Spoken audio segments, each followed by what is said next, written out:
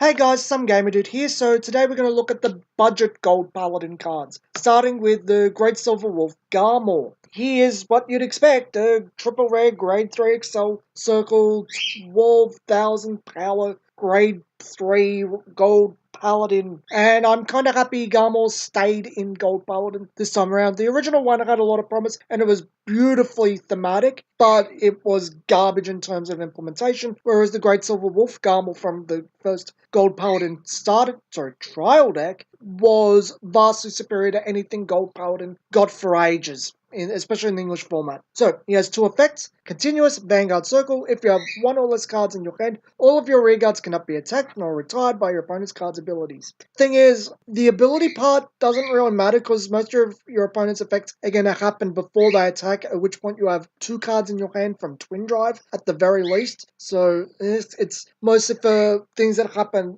after the guard step.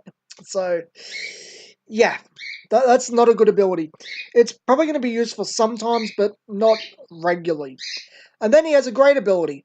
Automatic Vanguard Circle. When placed, counterblast 1. Look at the top 3 cards of your deck. Call a card among them to rearguard. Put the rest on the bottom of your deck in any order. And 6 of your units get plus 3,000 power until end of turn. So it gets over Force Clans, and it gives you Aglaval's effect. It's a +1 in an Excel clan. I love this card. There's nothing not to love here. Using double negatives. So, he gets seal of approval from me, and he's only triple rare, which means he's not going to be expensive to get.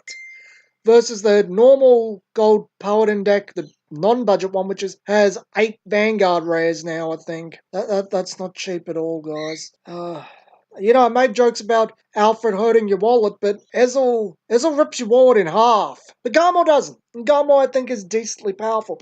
And he promotes rewriting because you're just going to get a +1 each time. Now, the rest of the Gold Paladin cards I'm going to talk about today, because there's another two I wanted to talk about specifically because they interest me, refer to the White Hair of Moon's Shadow Pelennor. So if you don't remember him, he's a double rare from Ultra Rare set. He's a grade 3 Excel Circle Gold Paladin with 12,000 power.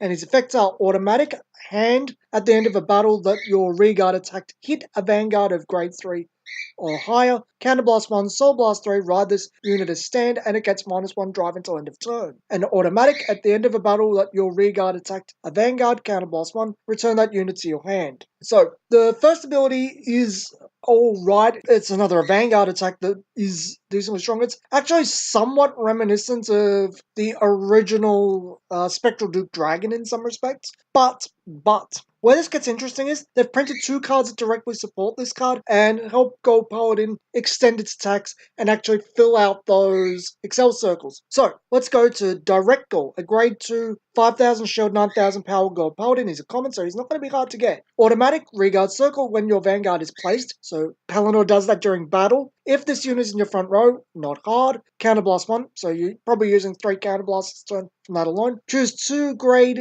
2 or lower cards from your hand. Well, you've drawn 2, and you probably have maybe other things, I don't know. And call them to rearguard. If you call 2 cards, draw a card. Now, that seems alright by itself, +1 potentially.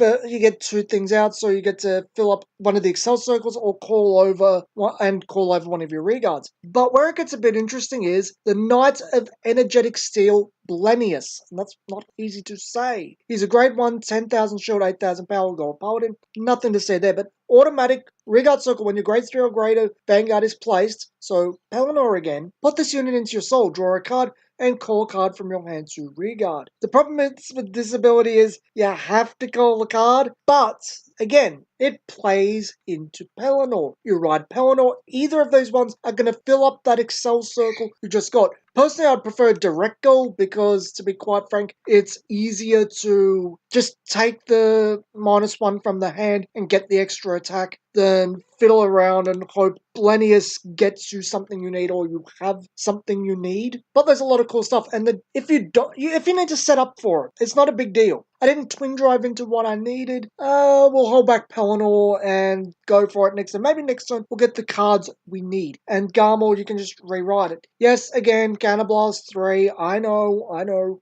Just remember, you can get Dindrain out with Garmore, nullify the cost of Garmore himself. Yeah, you don't get to draw the card, but you still +1 off Dindrain. Actually, this was something you used to do back in the day too. You used to go from Garmore to Dindrain to get the +1 from Garmore and the +1 from Dindrain. But you can just nullify the cost by bringing out Dindrain, countercharge. Yeah, I know she's only a 7,000 booster.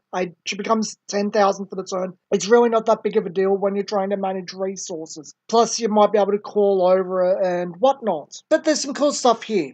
I think there is a very promising deck. I think we might try to build it and play it in January. Hopefully, when the next set comes out, my friends want to play Vanguard again because they haven't liked the first year of support very much. And I don't like randos on Cardfight area. They see starter and rack off. So it's a waste of flipping time.